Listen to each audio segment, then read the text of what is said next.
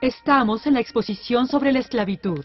Como ven, los esclavos eran secuestrados, encadenados durante semanas y amontonados en barcos en condiciones realmente espantosas.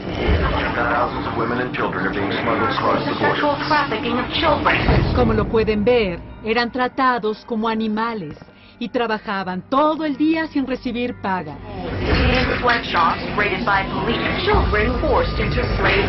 Algunos capataces eran muy crueles, los azotaban y golpeaban como se ve en las fotos.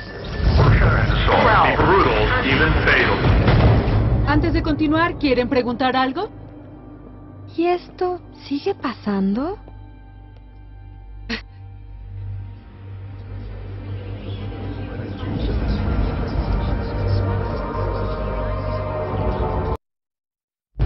Cuando volví a mi casa de la escuela, me pidieron mi dinero.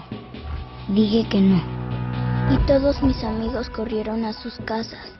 Tenían miedo de que también los fuera a golpear. Yo gritaba, pero no dejaba de golpearme. Siempre dijo que me iba a pegar.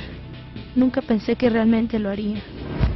No sé qué hice, pero seguían pateándome. Me ataron y me arrastraron.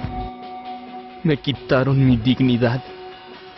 Ella dijo que me iba a dar una lección. Dijo que yo no hacía caso. No pensé que se enojaría tanto.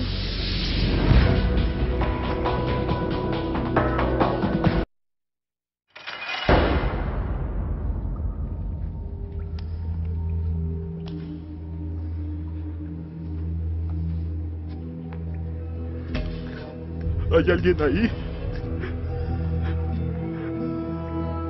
Esto no está bien. ¿Alguien me puede decir qué hice, por favor? ¿Alguien me lo puede decir? ¿Puedo hablar con alguien?